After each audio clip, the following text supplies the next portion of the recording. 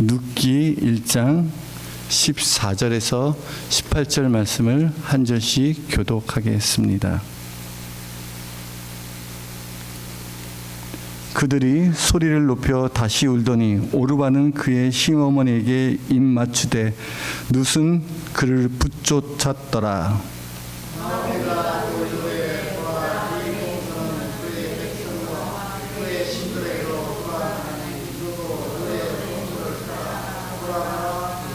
룻이 이르되 내게 어머니를 떠나며 어머니를 따르지 말고 돌아가라 강권하지 마옵소서. 어머니께서 가시는 곳에 나도 가고 어머니께서 머무시는 곳에서 나도 머물겠나이다. 어머니의 백성이 나의 백성이 되고 어머니의 하나님이 나의 하나님이 되시리니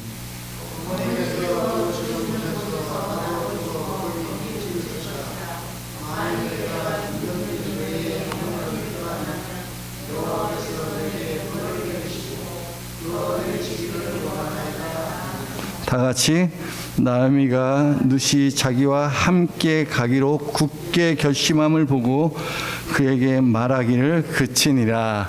아멘. 할렐루야. 여러분 여행 좋아하십니까? 많은 사람들이 여행 떠나는 거 참 좋아합니다. 근데 여행 다녀온 사람들에게 물어봤습니다. 당신이 가장 행복한 여행은 어떤 여행이었습니까? 라고 물어봤습니다. 기억에 남고 행복한 여행은 멋지고 아름다운 장소에 있지 않더라는 겁니다. 맛있는 거 먹고 좋은 거 구경하는 것도 또한 아니었습니다. 여행에 있어서 가장 중요한 게 무엇일까요? 그것은 바로 누구와 함께 그 여행을 떠나느냐라는 것입니다. 누구와 함께 여행하느냐에 따라서 행복한 여행이 되기도 하고 정말 힘들고 불행한 여행이 되기도 합니다. 아무리 좋은 것을 먹고 마시고 누리고 산다 할지라도 나와 함께하는 사람과 마음이 맞지 않으면 그처럼 어렵고 불편한 것이 없습니다. 우리의 인생도 본향을 찾아 떠나는 나그네 같은 여정을 우리가 살아가고 있습니다. 내가 누구와 함께 따라가느냐에 따라서 삶의 많은 부분이 영향을 받게 됩니다. 오늘 룻기 1장에 보면 3명의 여인이 등장합니다. 이 3명의 여인은 공교롭게도 다 과부입니다. 남편을 잃은 사람입니다. 시어머니에는 나오미가 나오고요. 두 며느리인 오르바와 룻이 나옵니다. 나오미가 모압 땅을 떠나서 유다 베들레헴으로 돌아가려고 합니다. 이때 두 며느리인 오르바와 룻이 시어머니 나오미를 따라 나섭니다. 나오미라는 이름은요, 나오미라는 이름의 뜻은 행복, 기쁨이라는 그런 뜻을 가진 이름입니다. 하지만 나오미는 자기의 이름처럼 그렇게 기쁘고 행복한 삶을 살지 못했습니다. 나오미는요, 유다 베들레헴에 흉년이 들 때 이 땅에서 참 살기 어렵구나 생각하여 더 나은 행복한 삶을 살려고 남편과 두 아들을 데리고 모압 땅으로 떠난 이민자였습니다. 나오미가 처음에 모압 땅으로 정착할 때 무슨 생각을 했겠습니까? 정말 이곳에서 정말 행복한 삶을 살 거라고 기대하였습니다. 그런데 모압 땅에 정착해서 얼마 안 돼서 자기 남편이 죽게 되었습니다. 그리고 10년이 지났는데요. 10년을 넘게 그 땅에서 살았는데 그곳에 결혼한 두 아들 또한 죽게 되었습니다. 당시 남성 중심인 고대 사회에서 가장이 죽고 두 아들이 죽는 것처럼 비참한 일이 어디 있겠습니까? 나오미에게는 이방 땅인 모압 땅에서 아무런 소망이 없이 절망 가운데 살아갈 수밖에 없었습니다. 우리 인생도요, 우리의 뜻대로 되지 않습니다. 우리가 뭔가 잘 해보겠다고, 잘 될 거라고 기대하며 떠났던 그 길이 정말 어렵고 힘든 이런 나오미 같은 삶을 우리도 만날 수 있게 됩니다. 그런데요, 그런 나오미에게 고향 땅인 유다 베들레헴의 소식이 듣게 되었습니다. 1장 6절에 보니까 그 여인이 모압 지방에서 여호와께서 자기 백성을 돌보시사 그들에게 양식을 주셨다 함을 듣고 이에 두 며느리와 함께 일어나 모압 지방에서 돌아오려 하여. 나오미가 자기 고향의 베들레헴에 하나님께서 자기 백성을 돌보셔서 은혜를 베푸서 양식을 주셨다는 소식을 듣게 되었습니다. 그래서 야, 이제 다시 고향으로 돌아가자. 왜냐하면 하나님이 자기 백성을 돌보시는 그곳에 돌아가자. 하나님이 돌봐주시는데, 하나님이 거기 계시는데 내가 여기서 무엇을 하는가.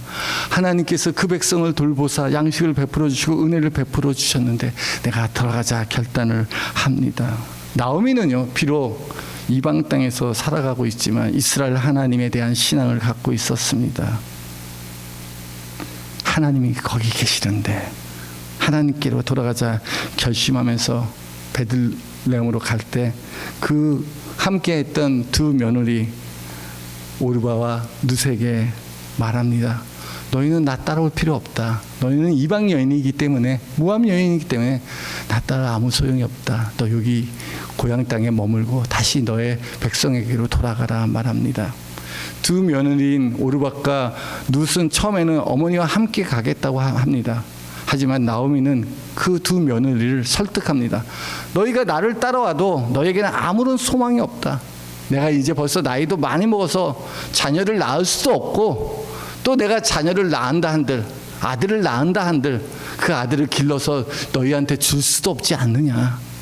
뿐만 아니라 여호와의 손이 나를 이렇게 치셨으므로 나는 너무 비참하게 살고 있는 거 너가 더 잘 알고 있지 않느냐. 내가 너희에게 아무것도 해줄 게 없다.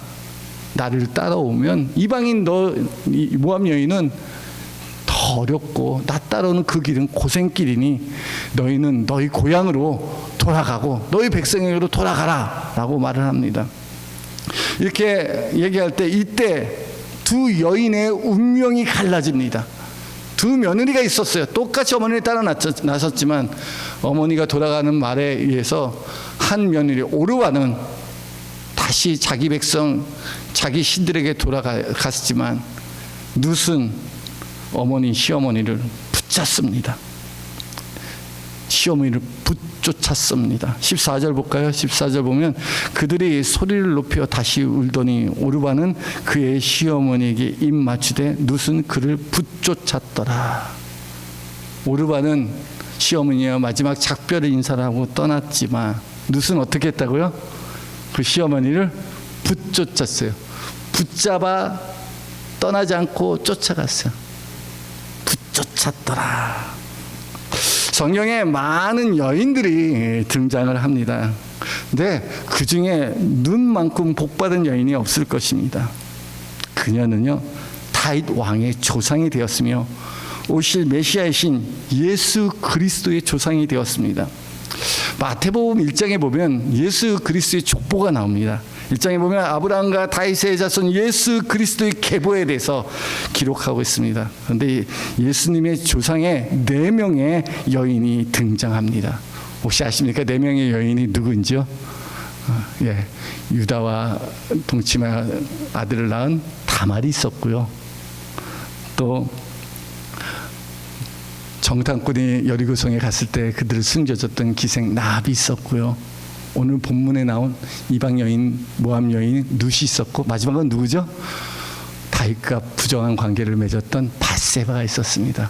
사실 여기 나온 4명의 여인은 그렇게 우리가 세상적으로 잣대를 비추고 볼 때 그렇게 좋은 그런 행위를 했던 여인들은 아니었습니다. 그럼에도 불구하고 하나님께서는 그들로 메시아의 조상이 되게 하고 마태복음 1장에 그 여인의 이름을 기록하였습니다.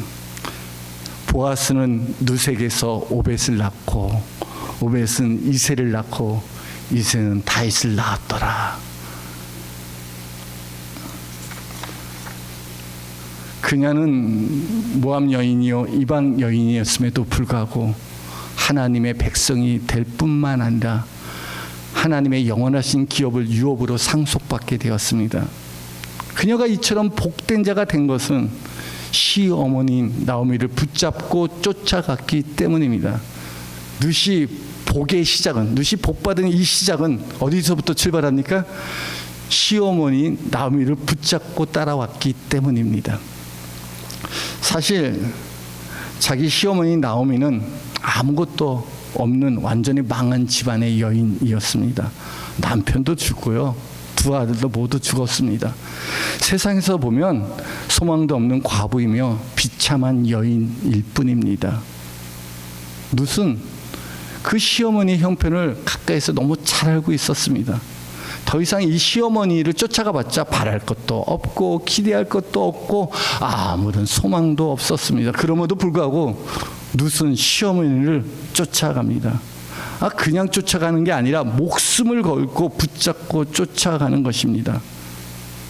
사랑하는 성도 여러분, 만약 여러분이 룻이라면 여러분 이런 시어머니 쫓아가겠습니까?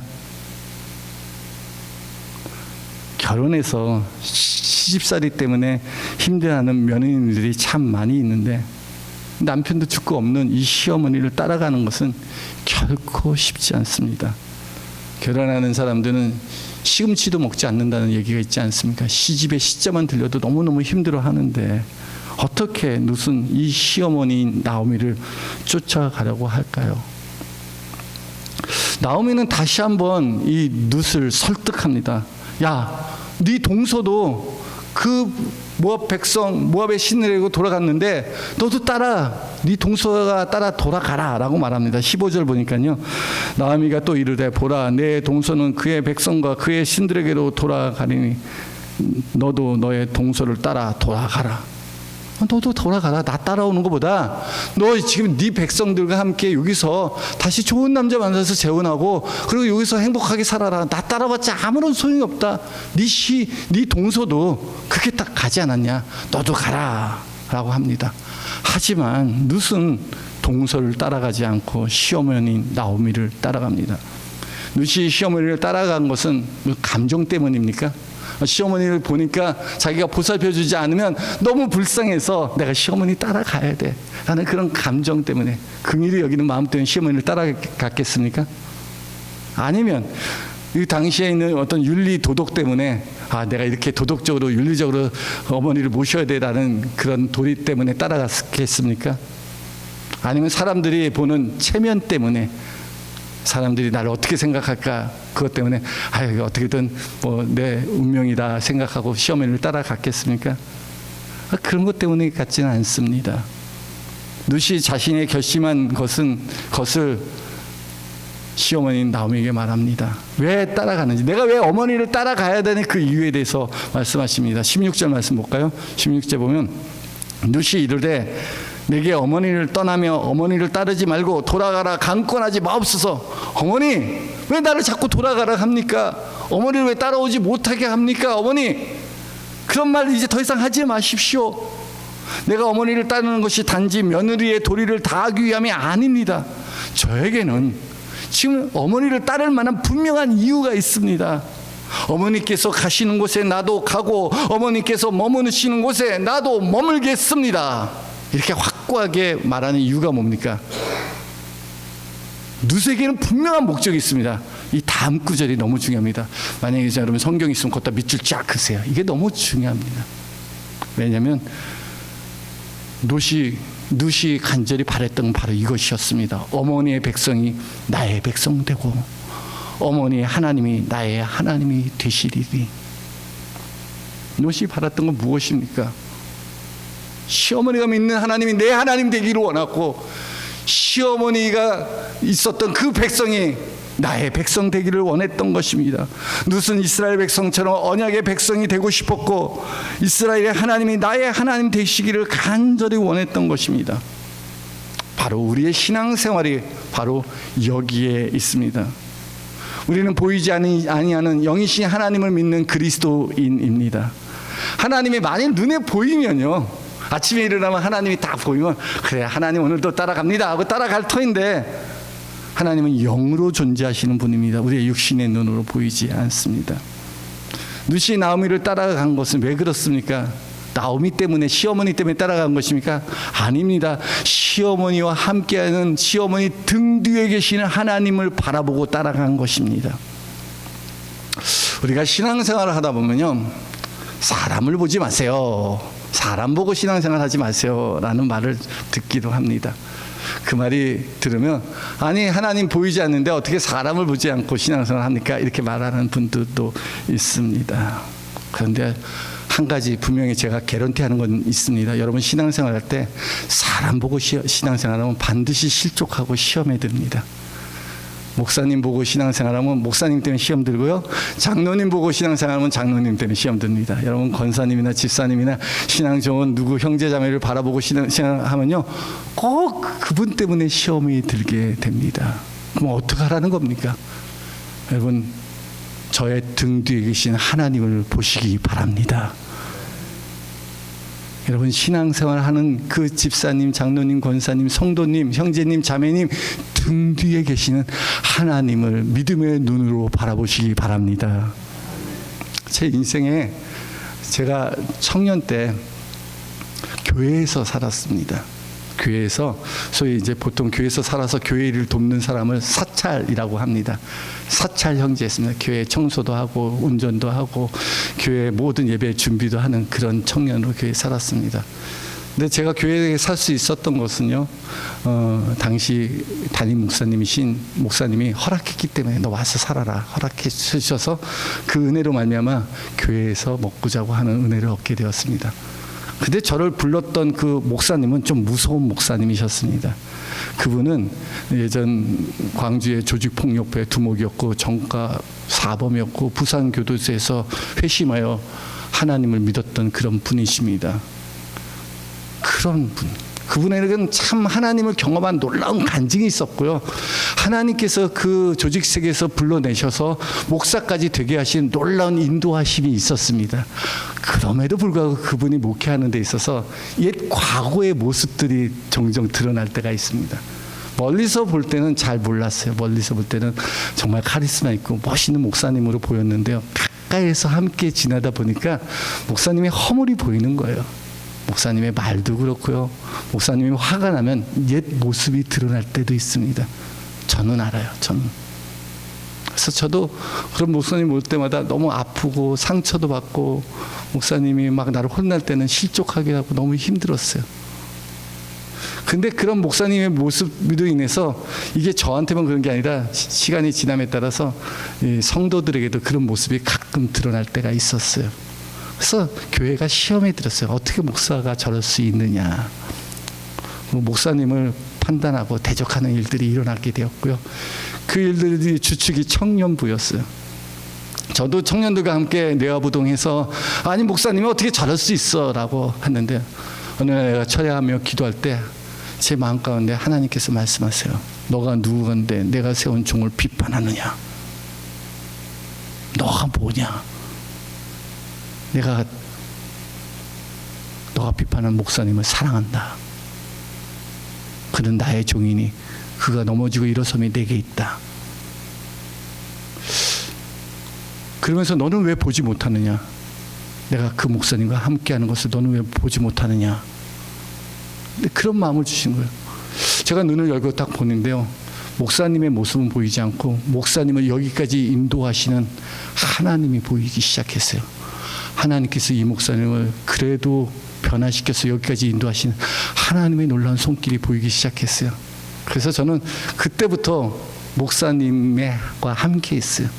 목사님이 필요하다면 운전도 해주고요. 목사님 가방 들고 집회 따라도 다니고요. 목사님이 하라는 것은 노한 적이 없고 무조건 순종하면서 목사님을 따라갔어요. 물론 그렇게 했기 때문에 우리 청년들에게 왕따도 당하고 소외감도 경험했어요. 그럼에도 불구하고 저는 목사님과 함께 했던 그 하나님 바라보고 믿음으로 따라갔어요. 저는 그 순간이 저에게는 가장 결정적인 순간이 아니었나 생각을 해보게 됩니다. 만약에 내가 목사님을 비판하고 교회를 떠났다면 저는 결코 오늘 이 자리에 있지 않았을 것입니다. 주님 따라가고 주님 붙들고 나갔을 때 하나님께서 저를 만지시고 저를 성숙하게 하시고 때로는 저를 많이 혼내기도 하고 때리기도 하고 막 꾸지람도 주시고 그런데 그럴 때마다 이것이 하나님을 통해서 나를 만드시는 과정이다 생각하니까 오히려 감사했어요. 이 세상에 그래도 나한테 화내주는 사람이 있다는 게, 나에게 책망해주는 사람이 있다는 게 오히려 감사했어요. 그렇습니다. 여러분 신앙생활 때 누구를 보고 따라가고 있습니까?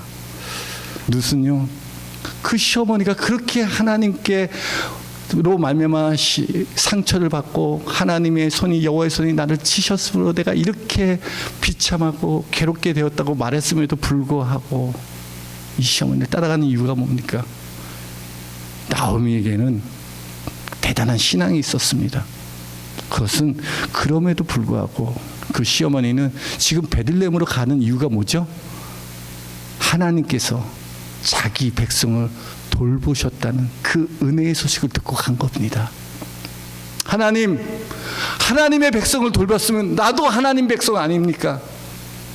하나님, 나도 돌보아 주옵소서. 내게도 양식을 주옵시고 내게도 은혜를 베풀어 주옵소서. 하나님 은혜 없이는 살아갈 수 없습니다. 하나님께 나아가는 것입니다. 며느리인 룻의 입장에서 보면 시어머니 나오미는 완전히 망한 사람이고 과부일 뿐입니다. 나오미 자신도 자신이 망했다는 것을 잘 알고 있습니다. 성경에 보면요, 여호와의 손이 나를 치셨다고 말합니다. 하나님께서 나를 징벌하셨고 전능자가 나를 심히 괴롭게 하였다고 말합니다. 그래서 나오미가 고향에 들어올 때 사람들이 나오미를 알아봤어요. 오, 저기 나오미가 오는구나. 나오마 이렇게 얘기했는데 나오미가 말합니다. 나를 나오미라고 부르지 마라. 나오미라는 이름이 뭐라고요? 행복한 여인이요, 기뻐하는 여인이요, 뭐 이렇게 말하는데 그렇게 부르지 마라. 하나님이 나를 치셔 풍성하게 나갔으나 이제 빈손으로 돌아왔다. 나 아무것도 없고 망해서 돌아왔어. 나를 말하라고 해라. 말하라는 뜻은 쓰다 괴롭다라는 뜻입니다. 나 말아야. 나 아무것도 아니야. 그렇게 말했던 나오미였습니다. 근데 여기서 참 놀라운 것은 나오미를 신이 괴롭게 하고 망하게 하신 하나님이 나의 하나님 되기를 원했다는 것입니다. 룻이 그것을 봤음에도 불구하고 그렇게 나오미를 그렇게 망하게 했던 그 하나님이 나의 하나님 되게 하옵소서라고 룻은 나오미를 따라가는 것입니다. 이런 하나님을 누가 믿겠습니까? 나도 시어머니처럼 비참하게 된다면 어떻게 하나님을 신뢰하며 따라갈 수 있겠습니까? 그런데 여기에 놀라운 신앙의 반전이 있습니다. 나오미가 주의 손으로 자신을 치고 나를 심히 괴롭게 하고 가난하게 하고 망하게 하는 하나님께로 돌아가겠다는 것입니다. 여기에 참 신앙이 있습니다. 우리 인생에 찾아오는 환난과 고난 때문에 하나님을 떠나는 것이 아니라 그럼에도 불구하고 하나님의 돌보심을 구하기 위해 오늘도 주님께 더 가까이 나아가는 여러분이 되기를 주님의 이름으로 축복합니다. 하나님께 나아가야 돼요. 시험에 들 때, 고난할 때, 이제 내가 모든 것이 망했다, 하나님이 나를 쳤다, 괴로울 그때 우리 주 예수 그리스도처럼 죽기까지 복종하며 하나님께 나아가시기 바랍니다. 여기서 진짜 신앙이 나타나는 것입니다.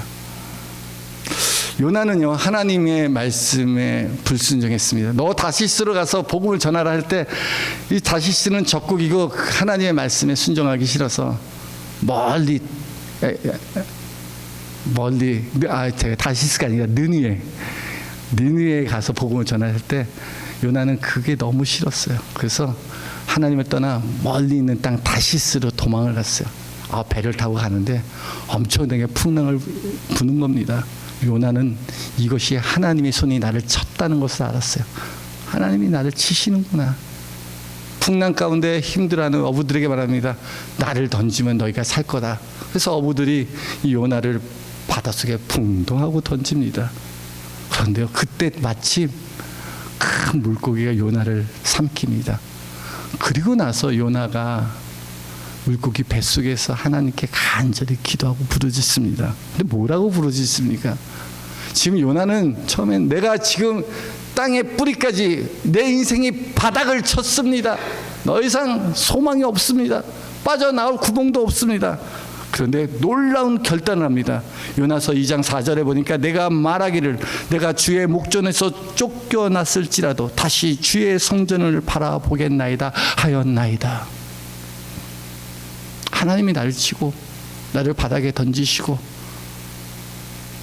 이제 더 이상 소망이 없는 곳에 나를 가두어둘지라도 그러할지라도 내가 주님께 쫓겨났을지라도 다시 다시 주의 성전을 바라보겠나이다.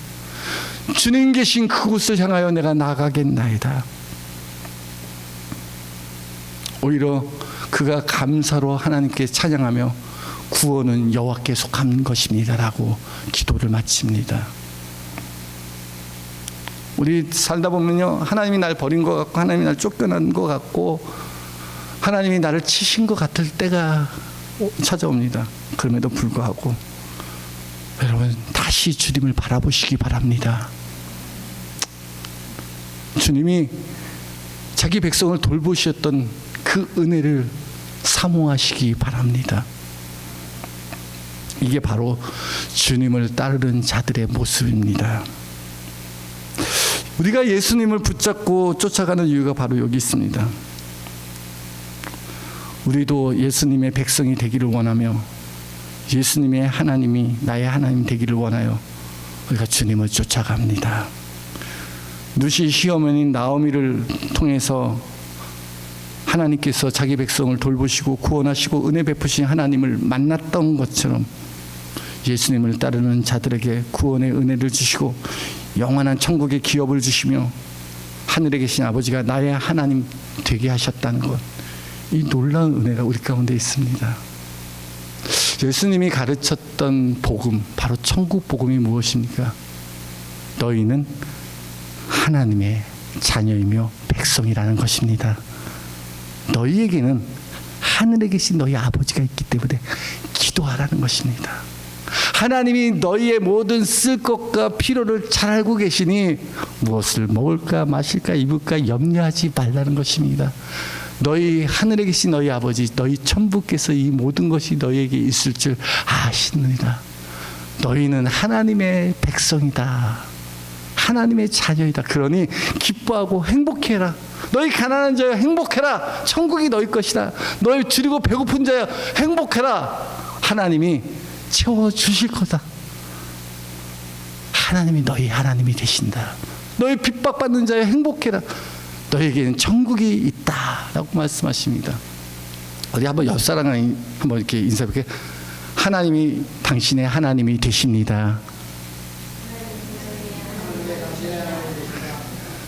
우리 예수님의 아버지가 예수님의 아버지신 하늘의 하나님이 나의 하나님 되신다는 것처럼 복된 자가 어디 있겠습니까? 우리가 예수님을 따르는 동기가 성공하고 부자되고 소원 성취하기 위함이라면 우리가 예수님을 따를 때 예수님은 우리에게 분명히 말할 것입니다. 야, 여우도 굴이 있고 새들도 둥지가 있지만 나는 머리 둘 것 없다. 너 나 따라왔자 아무런 소용없다. 내가 너에게 줄 것 없다 라고 말씀하실 것입니다. 너 나 따라왔자 너 죽음밖에 없다. 나 따라왔자 십자가 지는 것밖에 없다 라고 말씀하신 것이 우리 주님입니다.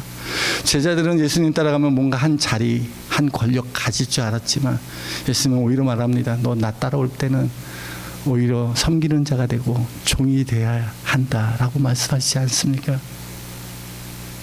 주님은 아무든지 나를 따라오려거든 자기를 부인하고 자기 십자가를 지고 쫓는 자라야 나의 제자가 될 것이다 라고 또한 말씀하십니다. 우리 신앙생활하고 예수님 따르는 그 길이 십자가의 길이라는 것 알고 우리가 신앙생활 해야 합니다. 예수 믿는 것, 그것은 주님과 함께 죽으러 가는 길입니다. 그럼에도 불구하고 여러분 주님을 붙잡고 따라가시겠습니까? 내가 죽으러 가는데도 불구하고 주님과 함께 죽으러 가는 그 길임에도 불구하고 여러분 주님 포기하지 않고 오르바처럼 다시 고향으로 돌아가지 않고 광에서 불평했던 사람들은 애굽에게로 돌아가지 않고 끝까지 주님 붙잡고 따라갈 수 있겠습니까?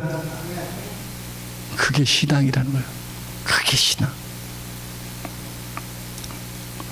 누시 시어머니를 따라갈 때 누시 이런 생각하면서 따라갔겠습니까? 아, 시어머니 따라가면 뭔가 좋은 일이 있을 거야. 내가 이제 가서 정말 괜찮은 남자 만나서 재혼도 하고 또 자녀도 낳고 행복한 가정도 이루고 또 시어머니가 숨겨둔 재산도 상속받기 위해서 그런 목적으로 누시 시어머니 나오미를 따라갔겠습니까?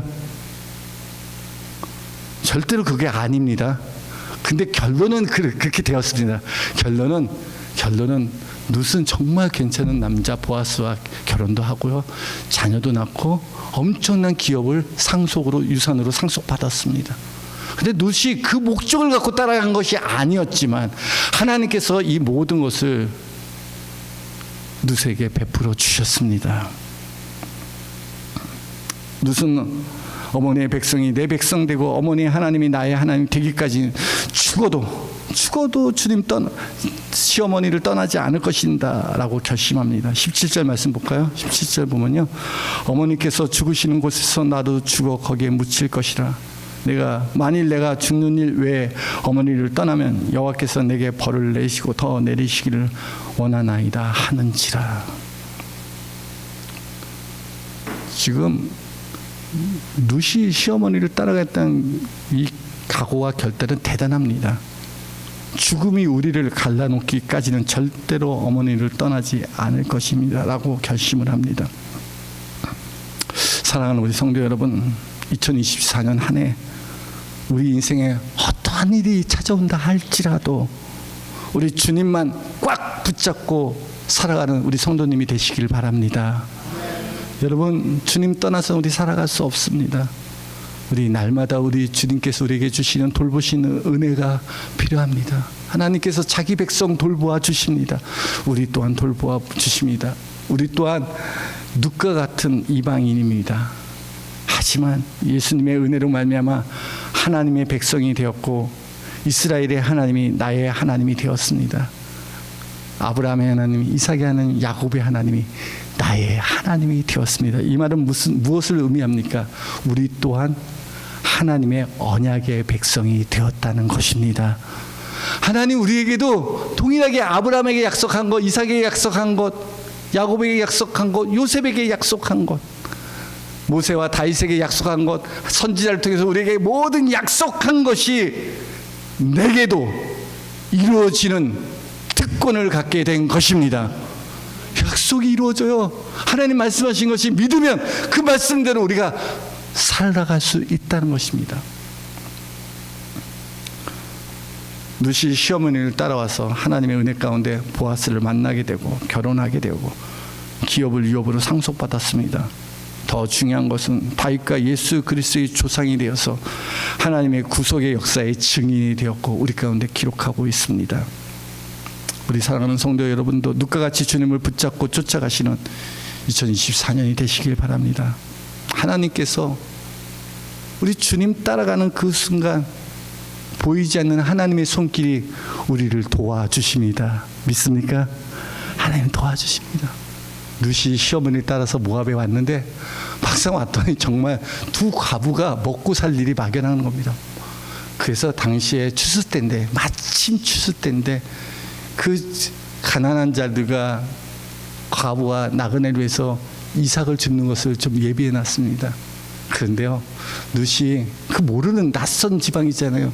그 수많은 추수한 밭 중에서 이삭을 주스러 간 밭이 어느 밭입니까? 보아스의 밭입니다. 근데 성경은 룻이 우연히 보아스의 밭에 가서 이삭을 줍더라라고 기록하고 있습니다. 우리 사랑하는 성도 여러분, 이것이 우연입니까? 하나님의 필연적인 계획입니까? 놀랍게도요, 우리가 볼 때는 우연히 간 것 같아요. 우연히 일이 일어난 것 같고, 우연한 해프닝이 일어난 것 같고, 우연히 누가 날 도와준 것 같고, 우연한 만남이 있는 것 같고, 우연히 어떤 일들이 이런저런 일들이 생긴 것 같지만 등 뒤에 하나님을 따르는 자에게 주시는 보이지 않는 하나님의 축복의 손길이심을 믿으시기 바랍니다. 그게 하나님이 일하시고 역사합니다.